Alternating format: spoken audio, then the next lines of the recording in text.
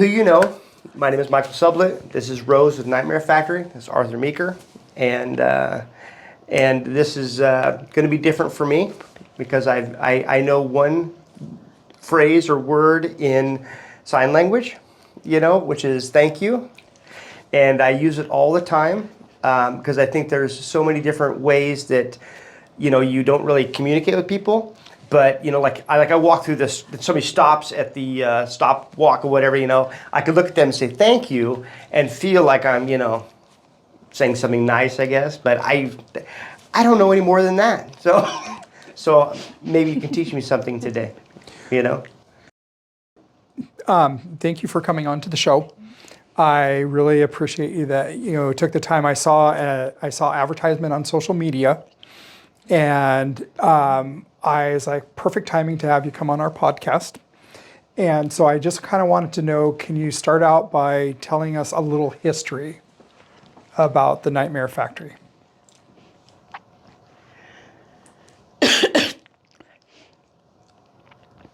So sure. First, let's talk about the school.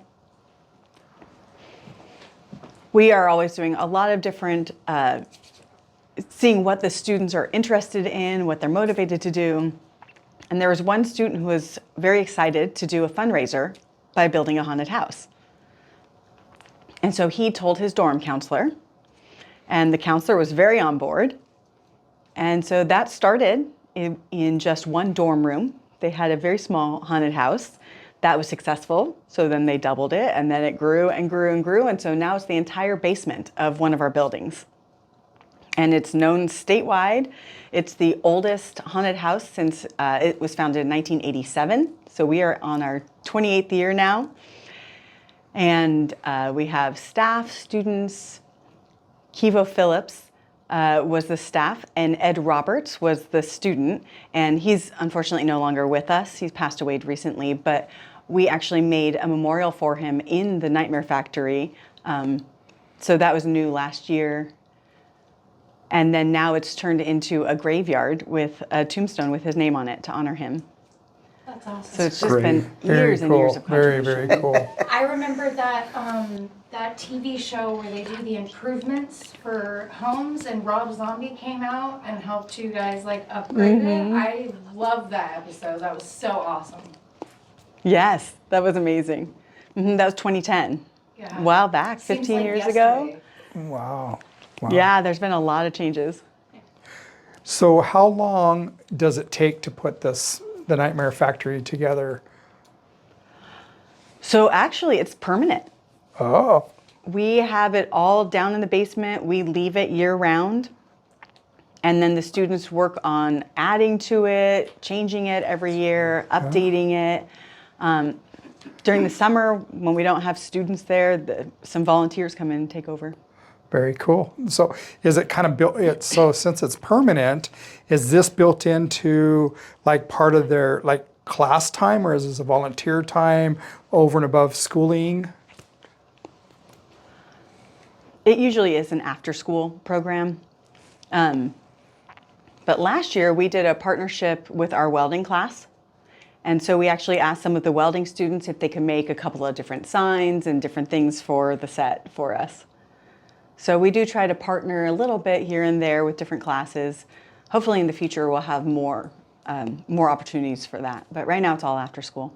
Very cool. I just have to say also as well, I was telling my kids how hard it is for what you guys do, scaring people and staying in character. It's almost like drama class.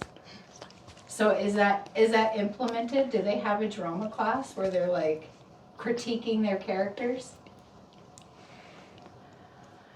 Yeah. I mean, we have some really wonderful volunteers who are very experienced, and they do it every year, and they kind of model it for the students. Last year we went down to California to Knott's Berry Farm, and there were a couple of deaf actors at Knott's Berry Farm, and so we were able to have a special VIP tour with them and see how they do their work there.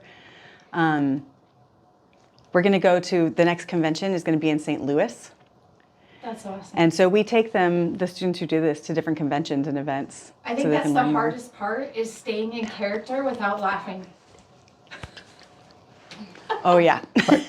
Like Mike. Seriously though, I'm sorry. I love haunted houses. I like that. I can see this now. Like, because Every time before we open, we have a lot of training, a lot of meetings, and I often tell them, you know, scare everyone, including me, right? And I say, if you're not scary, I'm gonna, you know, I'll bring a water gun and get back at you if you don't scare me. I brought my kids a couple years ago, and my youngest daughter is terrified. She was gonna try, but one character made eye contact with her, and she was like, "Nope, call Grandma. I'm going home," because the lady chased her Yeah, around. absolutely. And I told her, "Just don't look at them. Don't make eye contact. They'll get you." Oh, yeah, absolutely. Yeah, Yeah, she we've didn't got even make it some wonderful inside. actors. Sometimes I have to tell them, like, play it down a little bit more. We don't want to run out of customers. But they never touch. But I love it. I love it. how many people come through during the season? Let me think. We have around 15 to 17,000 every year. Wow, that's impressive. Very impressive. How many volunteers does it take to put this together? So currently we have, let me think, 30 to 35. And that includes a number of, you know, outside adults who, this is kind of on the side of their job or things like that. We also invited West Salem High School students who are in an ASL class to join us. So they've come Very and cool. been hanging out with our students. Very cool. So this is a fundraiser for the school? Absolutely. That's our only big fundraiser. Yeah. So we used to have a number throughout the year, but now it's all honed in on this. We give investments to the athletic department from this event, various events, prom, all of it is funded by this. Okay. Well, I'm a big drama person, so all my kids have been in plays and drama, and they would love this. I am terrified of haunted houses because I have a hard time bridging that gap. You know, it's like I know that they're just people, you know, but it's like I'm just. I have a friend that just had a movie, Claire at 16, or I think the movie is called Saint Clair, and he has been directing and creating movies in the horror industry for a very long time. And he just had his first movie that is out on Apple TV now. And so he was one of my really close friends when I was in high school. And he used to make the little movies and stuff. He would love what you're doing. When does the haunted house open up? Oh, we are open. We opened last week. Oh, okay. Okay. We had a few people come in the first weekend on VIP, and then we continue through October. When you have a group that goes in, how many people are in that group per party? So of course it depends on, you know, if you've got adults, if you've got kids. If they're little, of course more people can come. If they're big adults, we'd say 5 to 7 people. Okay. Because I imagine there's only so much room, you know. Oh yeah. And we have elevators involved, so they have to be able to fit in the elevator in one group. How long is it from like beginning to end? Like how? So it depends on how fast you go. If you're terrified and you're moving really slowly, it could take an hour. 6 minutes tops. Boom! He's just Right? If you Well, are high speed But you have to keep your eyes running open. through, it would still take about 15 minutes. Okay. It, you know, fast-paced walking is still going to take about 15 minutes. Of course, there's no running allowed because you No. run into things. I'd be a ninja rogue. I'd be in and out of there in minutes. I think some of the best moments are when you're standing in line. Because the amount of characters that are out there. Oh yeah, that's when yeah. my youngest was terrified. Yeah. That's Yeah. great. Yeah. That's true. So, and we like to remind people we don't give refunds.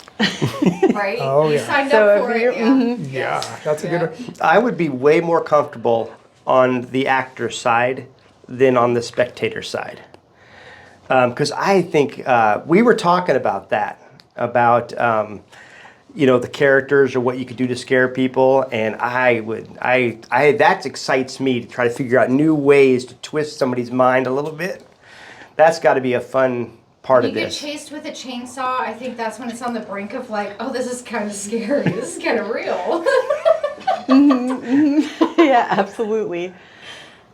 One of our actors actually makes his own props, his own costumes. He gets really into it, does all kinds of makeup. And he made himself into a scary tooth fairy. They've got this huge row of teeth, a top hat. I mean, it's really involved. Little tutu, little skirt. Yeah. Oh, wow. See, Arthur, So you could do some it people too. get very I could into be a tooth fairy. I love it. I like the tutu thing. Yeah.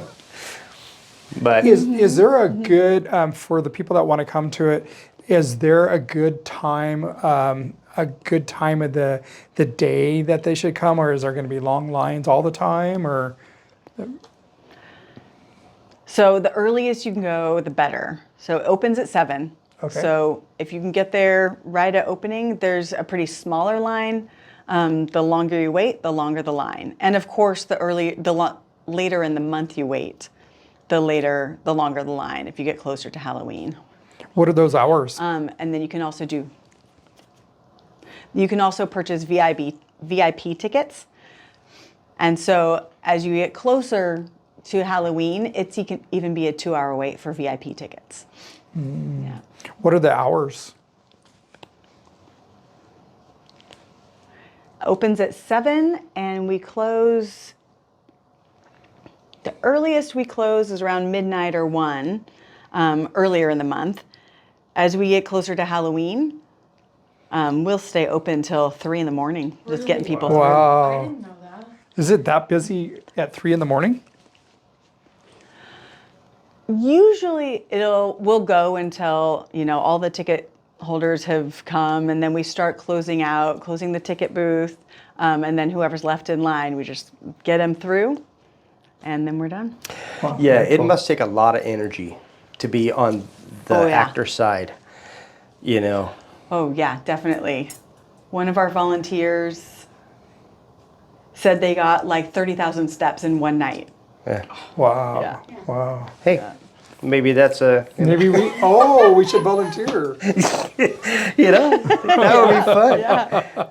No, I think the makeup and the design sets and all of the costumes would just be new every year to be fun to play around with.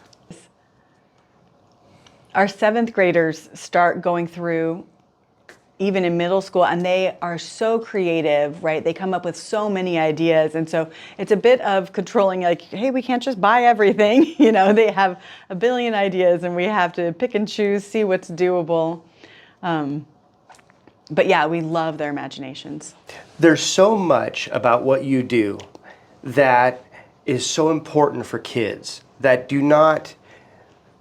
don't get in regular schools. You don't get in, like even some of the other schools, the artist, the design, the building, the imagination, the planning.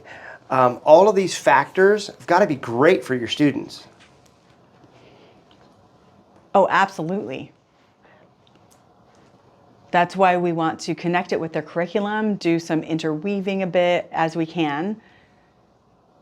And then they work at the store, they're learning money management, they're learning purchasing processes. We have these shirts, and that was designed by a student. Yep. And then this. Oh, the memory of. Yeah, Ed always had his hair and mustache like that, so we have very that on good. the shirt in his That's memory. cool. That's great. How do you do a lot of changes from year to year? We do little things during the year because by the time we get close, we build a bit during the year, and then as we get closer, we're working every day. And then afterwards, it calms down a bit. We kind of come back Mondays and Wednesdays, and we take some time to order things and get ready for the next year.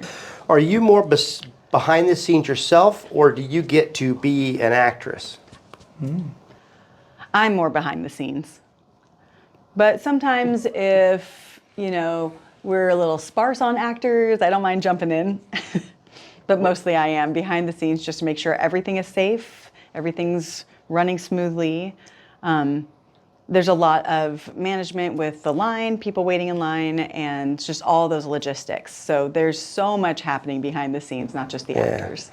So when you get to play an actor, what do you like to do? I haven't really discovered my own character, unfortunately. But my usual go-to is just coveralls, have a few rips here and there with a hammer. And I do a black mask. And then in the past, I worked in a specific hallway that we have that's just filled with fog. Oh, I hate that one. And and we have some green lasers You can't through see, the fog, you can't see and so you anything. can't see me. So I just stand there very subtly That's and you. sway. Yep. Now you can discover me. I Yeah. hate you that can whole tell thing. your daughters that you know exactly who's in the literally fog. cannot see anything, and you're like, oh my god, who's gonna come out? Yeah. That's just a perfect, terrifying hallway, especially It for is. deaf people, right? We're so reliant on our visual cues and seeing everything visually. And so having that blocked is I'd be like, terrifying. Yeah. Oh, I'd be at least like- I know it's you. At least I know when I'm in there. If you are doing that, I'll be like, oh my god. Oh, hi, Rose. Oh, no touching. I can see your daughter now going, excuse me, Mom? right. Yeah. Yeah. Yeah, and I would probably run away from you, right? No, what are you trying Call to do? security and be like, I don't know what's happening. Oh. I have an interesting question. So I had some friends who did a haunted house out of their house in Millersburg that was turned into a huge thing, and it grew every year. And then they ran into the problem with the fire marshal. Did you have to go through a lot of being in the basement? And then do you have to have special permits for that every year and Yep, absolutely. check out the fire marshal and make sure that it's okay? Yep, make sure that all the fire hoses are up to code, all the fire extinguishers. We have to fill out a floor plan. And every year we have to do a new floor plan for any changes, any routes. See, this works in my favor because then I know where the exits are. I'm like, let me look at the Absolutely. floor plan.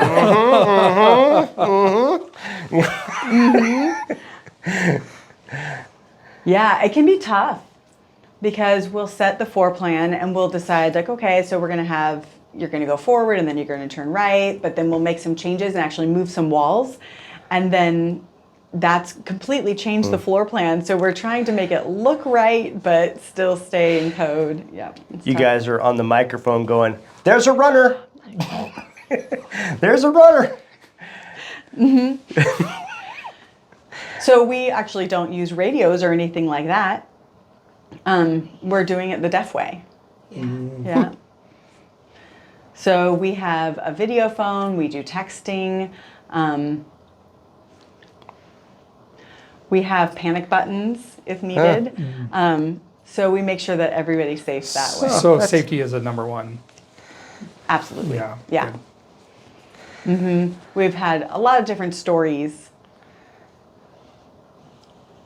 We do have our tallies for every time people have wet themselves or someone's been taken away in an ambulance. So we have those tally marks. And then we have people who will, punch in fear, punch our actors, or come in drunk. So, which of course they're not supposed to. It's a school. You're not supposed to be drinking, but it can happen. And so we do have police stationed around the around the campus to do some screening before people come. If somebody gets hit, they get taken out to get checked out by the officers and everything. And of course, if they hit someone, they're not welcome back. Oh, wow. I always have to remind my kids too, they're people. They're people like you and me. They're not real monsters. Like, they're not gonna eat you. I mean, they might be if they haven't fed yet. So do you guys have everything has an expense. Do you guys have like a budget that you put together, like a committee for this, to put it all together, to come up with the changes that we're going to do every year, and then you have a budget that's set up for doing the changes and operations? We do. We have a Nightmare Factory committee, and that includes myself, administrators, our maintenance department, of some volunteers, dorm counselors, and our outreach coordinator. So we all work together. It's a really large committee. And so we start planning well in advance. And our budget is typically half of what we earn. Wow. Yeah.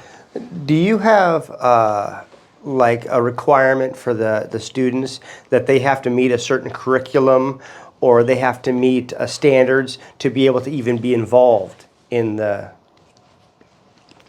Good question.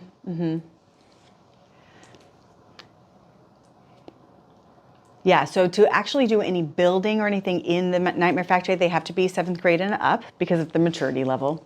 Yeah. Just, if they're working with wood or nails, screws, all that kind of stuff, they have to meet that age. For acting, if they're below 8th grade, we do allow them to come in. Their parents come with them and volunteer as well as actors, so they can be, adult and child.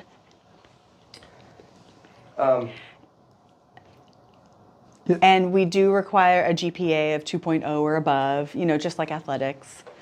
But we don't usually have an issue with that.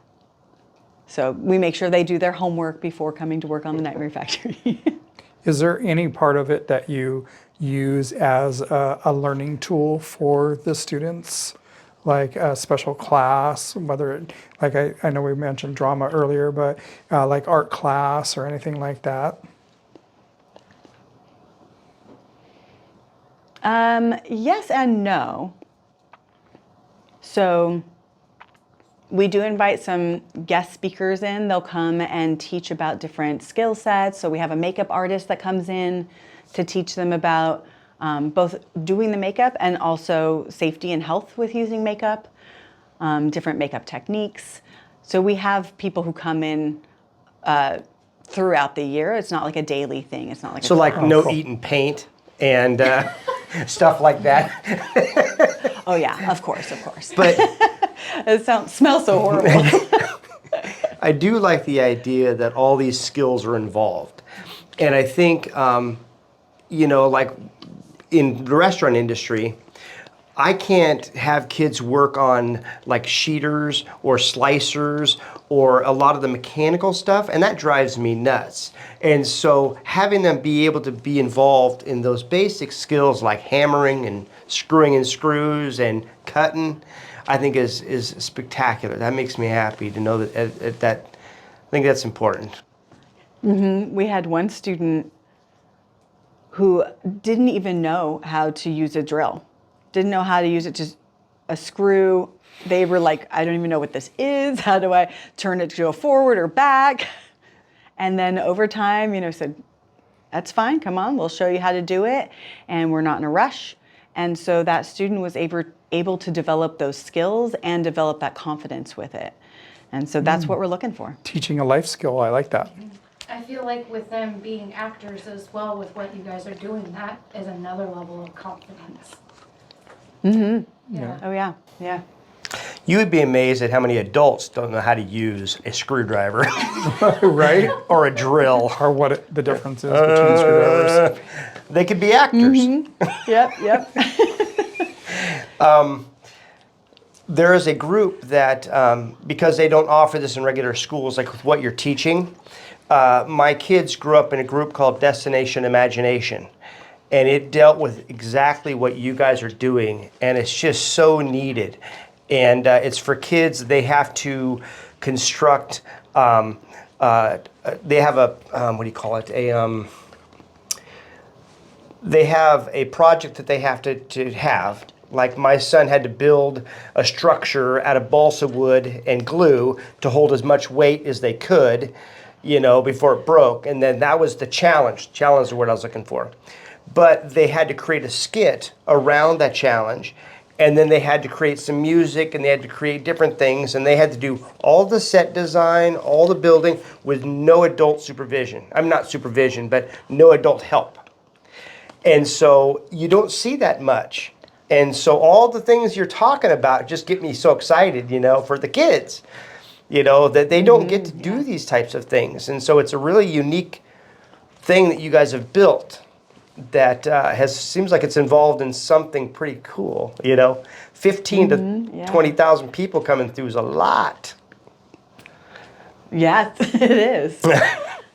It's amazing that we're able to, this has sustained, right? I mean, and we couldn't do this every year without all of our volunteers. They come, they bring in their experience from all different walks of life. They do some leadership, and the students are picking that up from them and learning from them. And that's building their confidence, and then they're going on their own journey. So the volunteers are really critical. I think the biggest thing too is you guys are a pillar to the community. You really are. I look forward to it every year, and the appreciation for it, because that's a lot of work. It is. So we look forward to keeping it going as much as possible.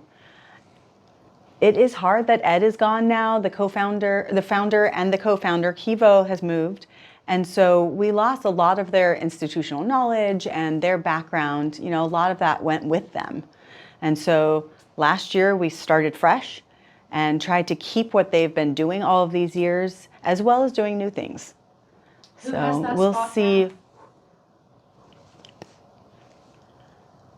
So me. Oh, Rose is the boss. Yay. Yeah, I've got some big shoes to fill. But I get so much also from the other committee members. The staff of the school are very involved. And again, our volunteers. I mean, they work so hard. And a lot of our volunteers worked with the two of them. So they also have that background, all that experience. So I'm glad that they're all still around to help us out. Yeah, the I'm sure legacy lives on. Yeah, I'm sure you're making them proud. So do you have sponsors? Do you have people that come in and do that? No, we don't have any sponsors. I would love to help. I don't know how I can help, but I would love to help. We do a lot of things with schools, organizations, and the way we help everybody is always different. It's really what you need from us. And then we try to figure out ways to do that, whether it be, because this is your only fundraiser now, and so it carries a lot of weight.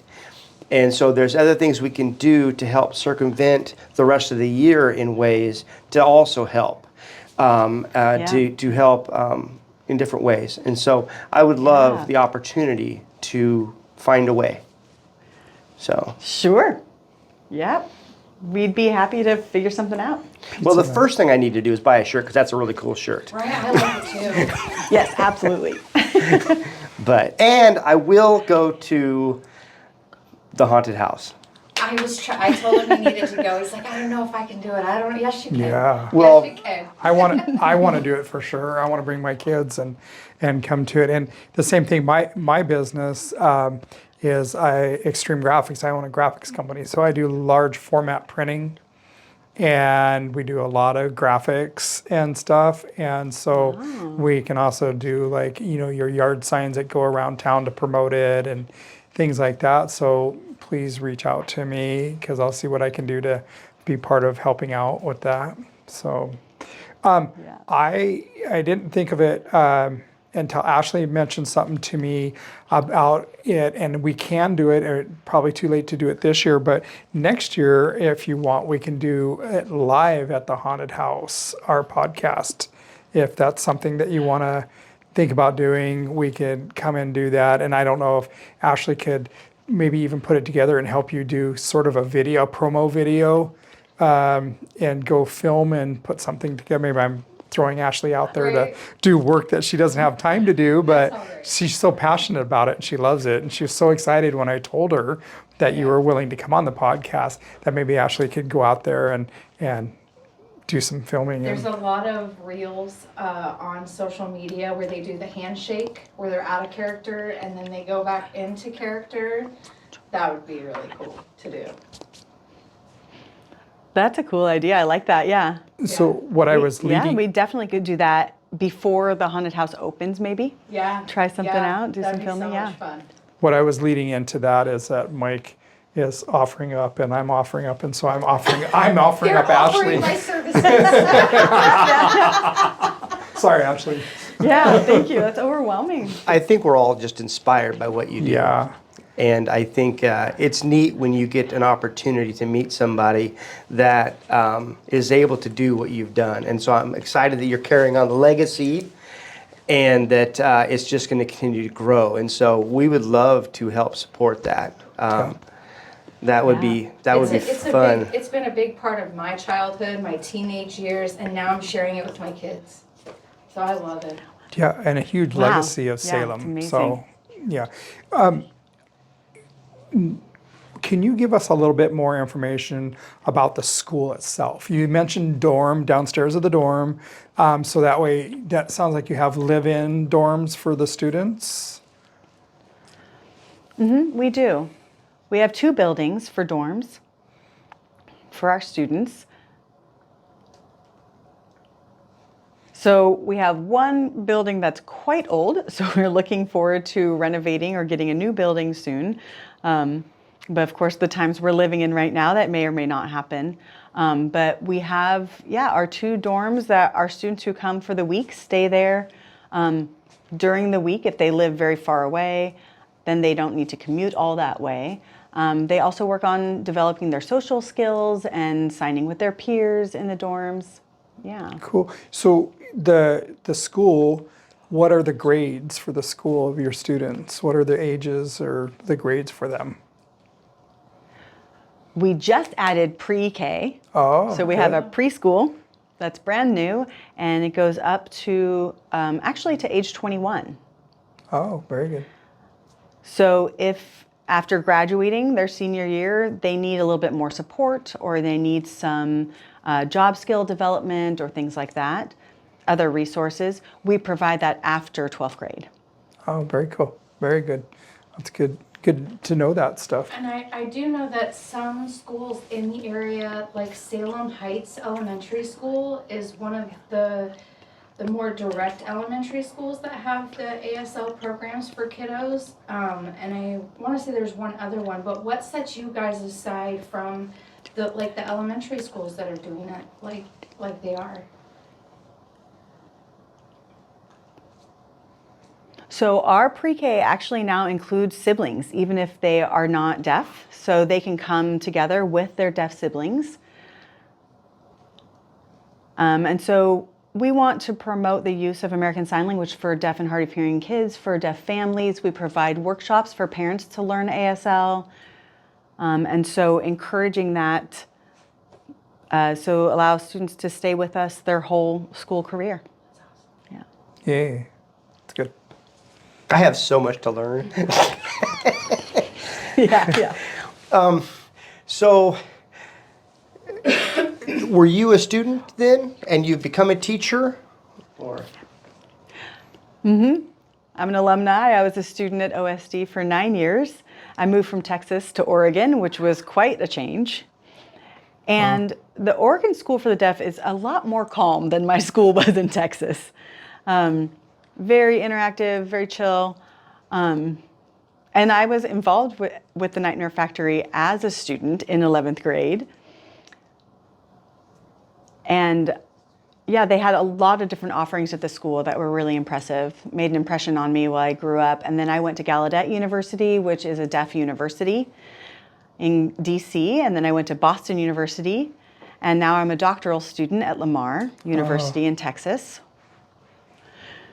Yeah, so I've had a lot of different experiences, but what I learned at OSD is really integral to who I am. And so I'm working on sharing that knowledge with others. So more so right now, like when you aren't doing, you know, the haunted house, you're like a mentor.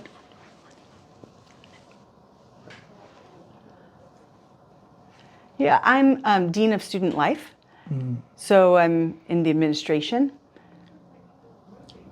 But that is, you know, part of being interacting with the students, and they're actually part of my doctoral research. That's awesome. I feel like all the kids you're the one that they all run to. They're like, can I just go sit in the room with you? Yeah, at the beginning, and then later on they start realizing, like, oh, don't get in trouble. So I see it. I see what's happening, you know, and sometimes they have no way of knowing how I know. I just tell them, I've got my ways. That's great. So how many students are at the school? We have about 90. Okay. In the dorms, we have a range of 30 to 50 because our commuting students sometimes will come get involved with the dorms. So we have 30 who sleep overnight and then 20 who will be in the dorms for after school programs like athletics and other extracurriculars. So we care for them.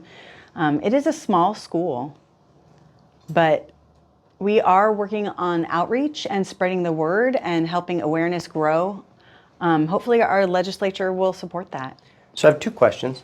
One is, what is your capacity? And then the other one is, how far out do you reach now?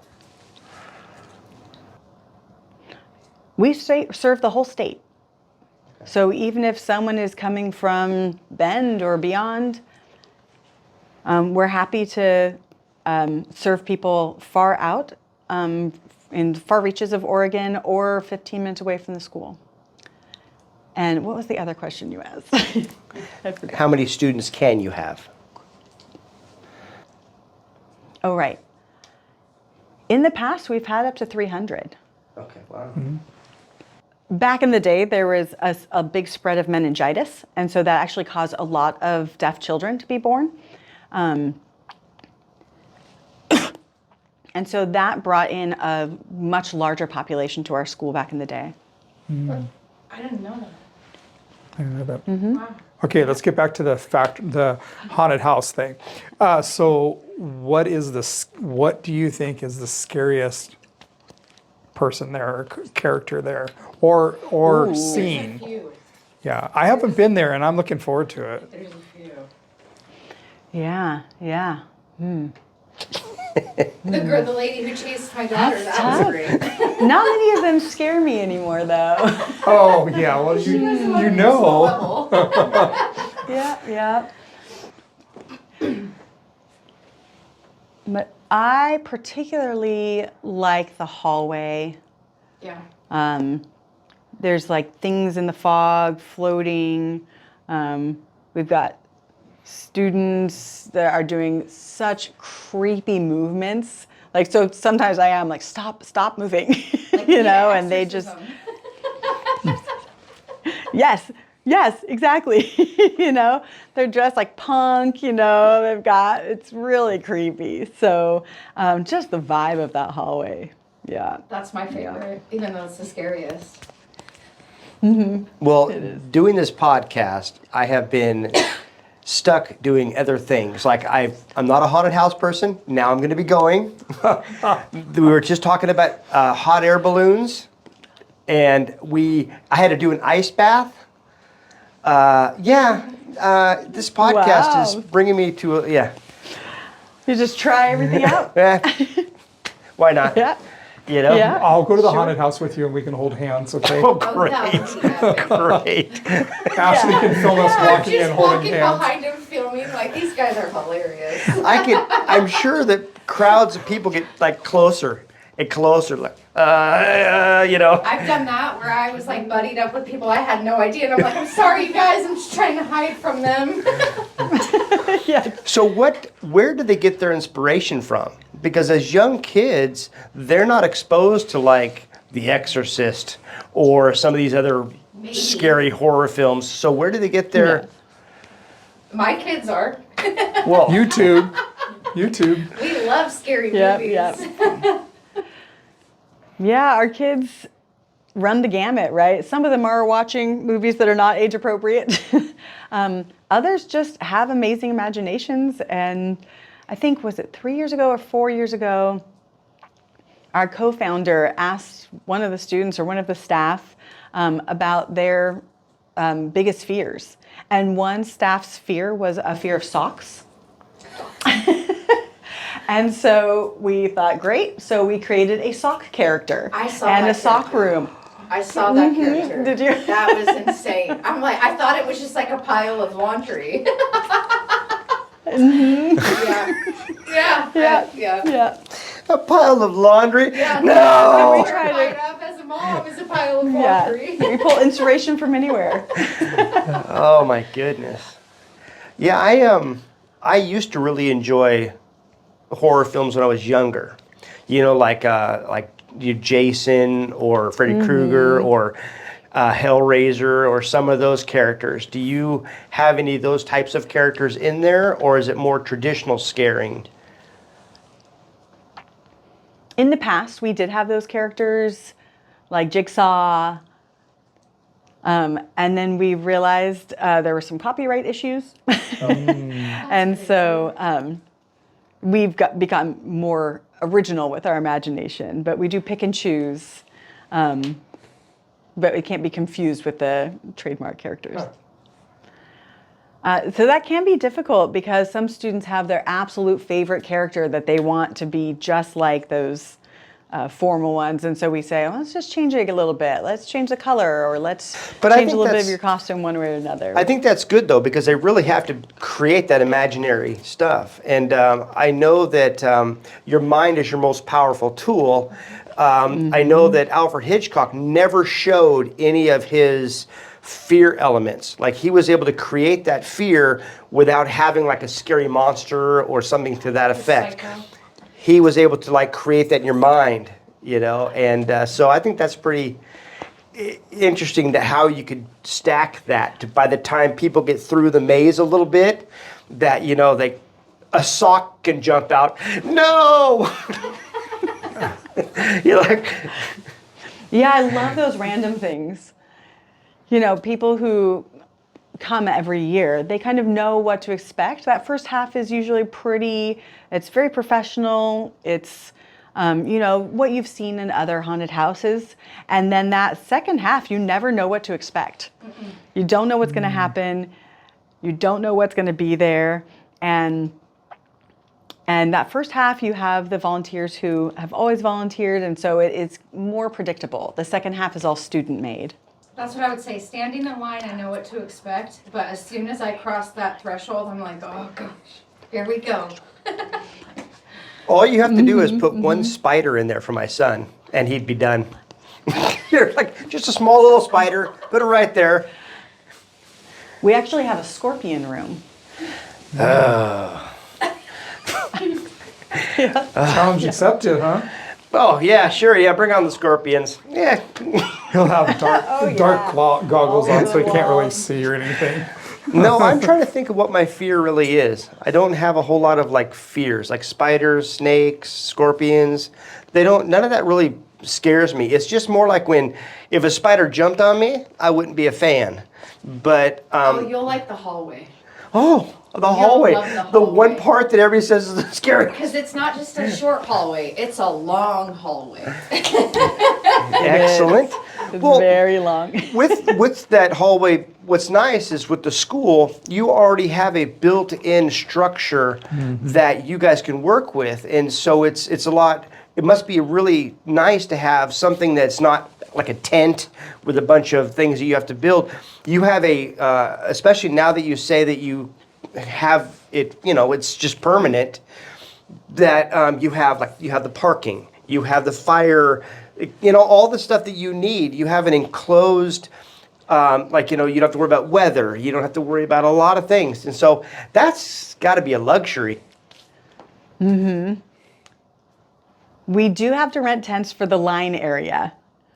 They're not safe from the weather out there. But we have concessions, so we've got hot chocolate, hot cider. So we do have a couple of temporary structures because it's expanding so much. And so it used to be that everyone would wait in line under the roof. They were inside, but the more we've grown into the elevator area and into the hallways. And so now people are waiting outside in line. So we've had to do some temporary coverage for them. The lines are long, but the wait is worth it. Yeah. Do you sell the shirts and stuff? Are those for sale? Okay. Is that at the event, or do you have them online? You do have to go in person, unfortunately. Considering how much it takes to put this Halloween trick or treat, the scary haunted house thing together, how many months does it from beginning to the end where you have to start like really ramping up? Like volunteers become more necessary, those types of things. How long? When do you start? Like, because it's all year round. I know that you kind of build, but like, when do you really go? Okay, now's the time.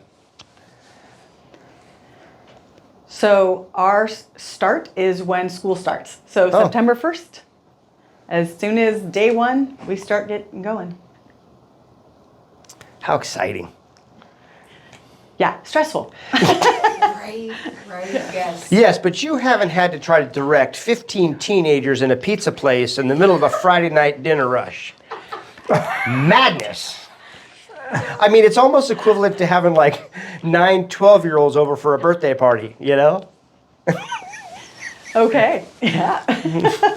Oh, that makes me think of, we do have a birthday special, I guess you could call it, that people who want to come for their birthday come as a VIP. And so they get that VIP treatment and can enjoy it. We give them a little extra gifts for their birthdays. That's extra scares, right? Can you explain the difference between VIP and regular? So VIPs have a shorter line. Sometimes that is not very helpful because sometimes the regular is a 3-hour wait and the VIP is only a 2-hour wait, but that's still quite a wait. If the regular line is an hour long, VIP might come as soon as you walk up, right? Or a 15-minute wait. Kind of like going to Disneyland where you have the express passes. Yeah, Love same it. idea. I've been Yeah, to the different Knott's Berry Farm haunted house, so I know what you're talking about. It's amazing. When I was a kid, I lived in Anaheim, California, and so we went to Knott's Berry Farm whenever they did the special events because they put it together really well. But that would be an undertaking because Knott's Berry Farm is not small, and you have to have so many elements, But Yeah. no. Yeah, and Universal Studios also has their own. Oh, yeah. Yeah. And so, yeah, there's a lot of different haunted houses. It's becoming more and more popular to just kind of have characters walking around the park during each time of the year. Yeah. Our students get inspired by some of those too. They want to, one person got knee pads and they got sparklers in gloves that they saw. Yeah, they saw at Universal Studios. She knows it all. And so She knows. that's very cool. Yeah. That's really cool. One thing I'll add, so November 1st is our blackout night. And so it is completely black in there. Each person gets one glow stick, and that's all the light in there. How do you see? How do you guys see? You don't. No night vision? Nope, you just see with the glow sticks. So we have our ways. That's what I mean. Like, how do the characters see? We don't have night vision goggles. No night vision goggles. But Just sitting in the corner. we with the have night goggles characters. So some characters will actually come and steal the glow sticks, and then we'll throw them to a certain location, and then you have to go walk over there in the dark to pick up your glow stick, and you don't know what's over there.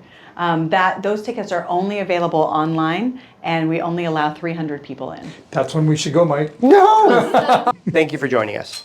And I am always amazed at when we have guests come in, and I learn so much. And I've never been, but I'm excited to see what you guys have created. Because, you know, the students getting involved and the legacy that you guys are carrying and how it's grown. I get excited about those types of things. And so being able to see, meet you and see behind the scenes on what it takes, and I'm super excited. So I do appreciate you coming in and taking the time. Yeah, I'm so happy So- to be here. Thanks for inviting me.